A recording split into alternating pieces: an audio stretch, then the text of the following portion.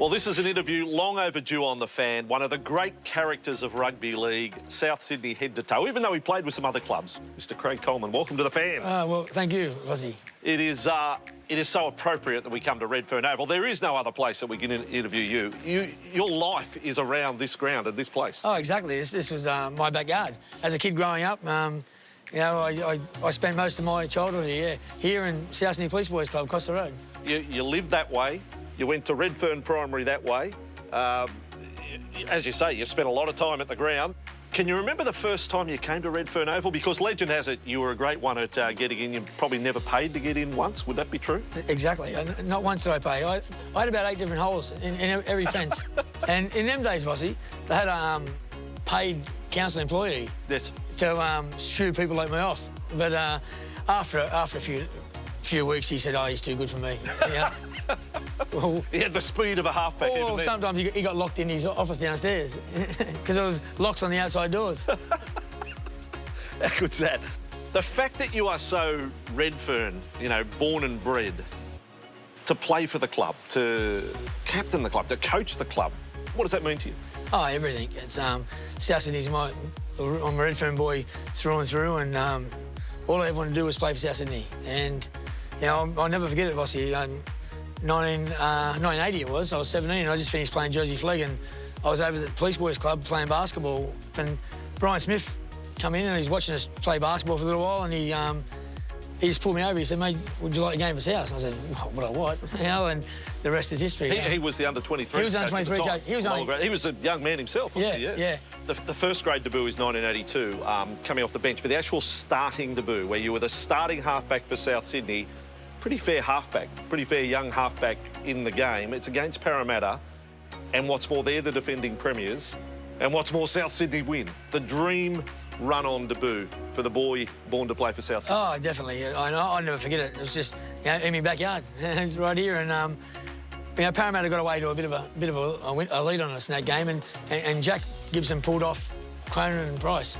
You know, I think it was going to be over, but you know, never say die, South Sydney, and we just kept chipping away, and I think having a hand in a couple of tries in that game, and you know, we got the right result. He's got it. It's there. It's there. He's wrapped the game up with a field goal. Tugger, there's a lot of quotes attributed to you. One of my favourites from your time at South Sydney, and I think it was to Les Davidson. You said, "I'll do your thinking, you do my fighting." True? Oh, exactly. Yeah, 100% true. And with Les, all he ever got was yep and up. And I said, "Listen," I was calling Leslie. "Listen, Leslie, we're going to have a little deal between me and you." I said, "I'm going to do all your thinking and you're going to do all my fighting." And I'll tell you what, Les, after that 8 weeks, Les said, "I've never had so many fights in my life." I said, "Well, I'll tell you what, you're getting better." The South pack, it was, and we interviewed Paul Sirenen earlier this year on The Fan, and he said, you know, when you're playing South, you had to wear your boiler suit, was how he put it. It was always tough, and you were part of the halfback behind as tough a pack as you could get. Yeah, and they were fantastic to play with, and you know they listened to me a lot, and they've done as I told, you know, and they were fantastic teammates. They're still great mates to today, and you know we were all young blokes coming through together, and you know they wanted to play for South Sydney, and we played well together all through the 80s, and it was a fantastic time in my life. You were known as a player who would have a bit of a chat on the field. You could get under the skin of an opponent. If you were paid by the word, how rich would you be today? Oh, very. You know, Who could you best get? Who do you enjoy getting? I used to give zeros quite a bit, yeah. But no one was bad, you know, right. and in them days, you know, we got, it went a long way towards winning the game with some people. You know, they thought they were a bit too smart, and they got pulled in the line. What's the favourite game you recall on your career? Because we speak to lots of players and they'll remember a grand final, but there's no grand final in the career of Craig Coleman. So, the favourite game from your career playing for South Sydney?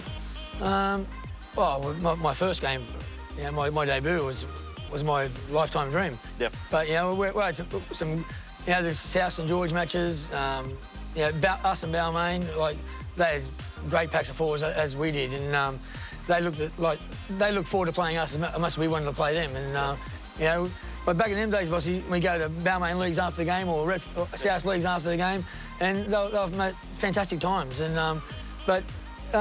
one of my favourites was the Battle of Belmore Monday night. The South 22 line. Oh, Davidson was hit with an absolute Bobby Dazzler. My goodness, that was a tackle. And now this match has erupted into several brawls. 1, 2, 3, 4 sections. Mario Fennick's jumper has gone completely, and he's decided that he wants it out with Billy Johnston. Now it's with Gould. He decides to go himself, and he gets the pass to Coleman, and Coleman scores the try. Oh, Phil Gould, he really opened Canterbury up. There are other clubs in the career of Craig Coleman, a stint on the Gold Coast, and there's some famous wins there as well. Yeah, exactly. And finishing your career under Tommy Radonic at Western Suburbs. We should probably have a part 2 to this interview because there'd probably be so many more stories to tell. Yeah, Vossy, I would have loved to have been a one-club player. At the end of '92, there was nothing there for me, and I didn't want to retire. I knew I had a couple of good years left, and I went to Gold Coast and captained them for 2 years, and I finished up playing here at West under my idol, and I used to get up at 3 in the morning to watch Tom Radonic bash all the pommies up, and they wasn't just halfbacks; that was anyone who come his way. And I played against Tommy. I was 18 in reserve grade at Henson Park. Yep. And Johnny Peake was our captain, and Peaky came in a bit worried. He said, "Where's Tugger? Where's Tugger?" I said, "Why?" He said, "Oh mate, I'm telling you to be a bit careful." I said, "What?" I said, "What?" He said, "Oh, Tommy's not happy." I said, "Well, what's he look like first?" And he said, "Well, he's got this big beard on, he's got Vaseline all over his face." And he said, I tossed a coin, and he said, I don't give an F which way we run, but we're kicking off. And he smashed the door in the referee's face. So, and so I said, oh, well, this is what's going to happen now. Play your idol, this will be fun. Really want to go to an emotional time for you, and this is post-playing. You were coach of this great club, but they were kicked out. Yeah. And all that happened, the march, and then to be at the helm when they're back in. Can you sum up that incredible time in the history of this club and indeed history of rugby league? Oh, it was, like for someone like George, to stand up, like he was the man who wasn't going to cop it. Because, George always said, this is our community. We need a football team. And, all them flats, Vossy, they got nothing. We had nothing around Redfern, but we had our team. And, when South won, we were kings for a week. You know what I mean? And that's the way it was. And it wasn't right for us not to have our team. What do you remember about the march through the centre of Sydney? I mean, we'll never see the like of it again, I would think. Oh, yeah. I was lucky enough to speak that day. And, I remember standing on the steps of the town hall, and the crowd was still coming around Eddie Avenue. And I'm going, like, have a look at this crowd here, and I knew that day we were going to win because no one could go against that crowd, the power of the people. And a lot of them were South Sydney supporters, but a lot weren't South. They just thought we were wrongly done by, and we were very, very lucky to have someone like George, who would lead. Well, I'm going to ask you a big one to finish, because if you ask people like Gus and that about Craig Coleman, cheeky bugger, competitive, tenacious, pain in the arse, all these things come out. How do you want to be remembered for your time as a player in rugby league? What would mean the most to you? Certainly a South Sydney boy who always gave his best, that's all. And I was a competitor. The game was never over. And I was just grateful that I got to play for this great club in the area I grew up.